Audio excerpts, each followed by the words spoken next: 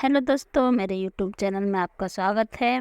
दोस्तों, सनातन धर्म में भगवान शिव को सबसे रहस्यमय देवता माना गया है। उनकी वेशभूषा ब्रह्मदेव और भगवान विष्णु से बिल्कुल अलग हैं।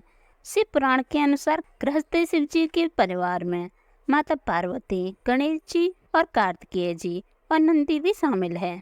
गृहस्थी होते हुए भी उनका स्वरूप एकदम उल्टा है। जहाँ वह कैलाश पर्वत पर परिवार के साथ रहने के कारण कैलाशपति कहलाते हैं, वही शमशान के एकांत में रहने के कारण उन्हें शमशान का देवता भी कहा जाता है। वह वस्त्र और आभूषण के बजाय भस्म धारण करते हैं। चलिए जानते हैं कि भगवान शिव सांसारिक होकर भी शमशान में क्यों रहते हैं। सबसे पहले समझते हैं कि भगवान शिव शमशान में क्यों रहते हैं। शिव जी को सामान्य तौर पर परिवार का देवता भी कहा जाता है, इसीलिए ज्यादातर गृहस्थ लोग शिव परिवार की प्रतिमाएं या तस्वीरें अपने पूजा घर में रखते हैं। लेकिन वे सांसारिक होते हुए भी शमशान में रहते हैं। दरअसल पूरा संसार है आपका परिवार मोह माया का प्रतीक है, वही शमशान वैराग्य का प्रतीक माना जाता है। अगर आप किसी के अंतिम संस्कार में शामिल होने के लिए शमशान गए हों तो आपने ये जरूर सोचा होगा कि जिंदगी भर की भागदौड़ का अंत ये है। सनातन धर्म में इस सोच को क्षणिक वैराग्य भी कहा जाता है। भगवान शिव के शमशान में रहने के पीछे हर प्राणी के जीवन प्रबंधक का सूत्र छिपा है। भगवान शिव का गृहस्थ होते हुए भी शमशान में रहना बताता है कि हर व्यक्ति जो संसार में रहते हुए भी अपने कर्तव्य को पूरी निष्ठा के साथ निभाना चाहिए, लेकिन इसके लिए मोह माया में बंधे रहना जरूरी नहीं। दोस्तों, आसान भाषा में कहें तो शिव का ये स्वरूप शिक्षा देता है कि जीवन में सब कुछ करते हुए भी मन और आत्मा से वैराग्य को धारण करना चाहिए। ये संसार का नियम है, इसीलिए आपके जीवन में मौजूद हर चीज एक दिन नष्ट हो जाएगी। इसीलिए संसार में रहते हुए भी किसी से मोह नहीं रखना चाहिए। इंसान को किसी भी सुख या चीज से मोह नहीं रखना चाहिए। इसीलिए इसमें एक और सीख छिपी है कि अच्छी और खराब परिस्थितियों में व्यक्ति को संभाव रहना चाहिए। शिव के शमशान में रहने को लेकर धार्मिक मान्यता भी है। दरअसल सनातन धर्म में शिव जी को सृष्टि का संहारक माना गया है।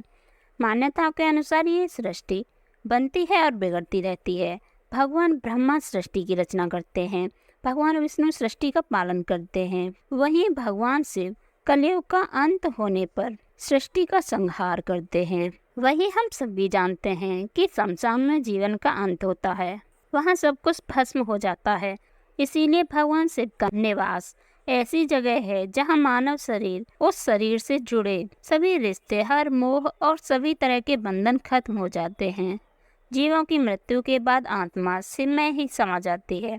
इसीलिए शिव शमशान में वास करते हैं और शमशान के देवता कहलाते हैं। आपने कभी सोचा है कि महादेव अपने शरीर पर भस्म ही क्यों लगाते हैं?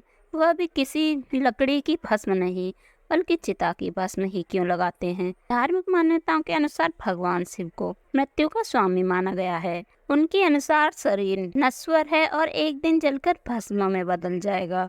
जीवन के इसी पड़ाव का भगवान शिव सम्मान करते हैं।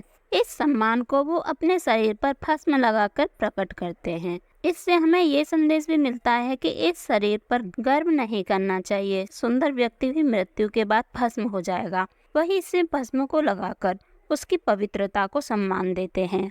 माना जाता है कि सबको जलाने के बाद बची हुई राख में उसके दुख सुख बुराई अच्छाई भस्म हो जाती है। इसीलिए चिता की भस्म को सिर्फ पवित्र मानकर धारण करते हैं। अघोरी, सन्यासी और कई साधु अपने शरीर पर भस्म लगाते हैं। क्या इसके पीछे का कोई विज्ञान भी है? दरअसल भस्म हमारे शरीर के रोग छिद्रों को बंद कर देती है।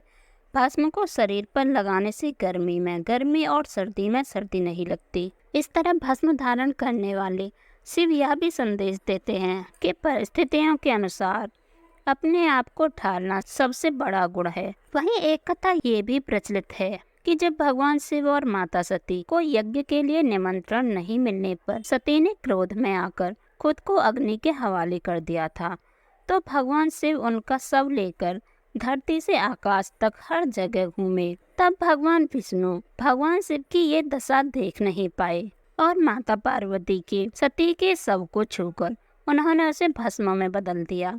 इसके बाद शिवजी ने माता सती को याद कर वही राख अपने शरीर पर लगा ली थी।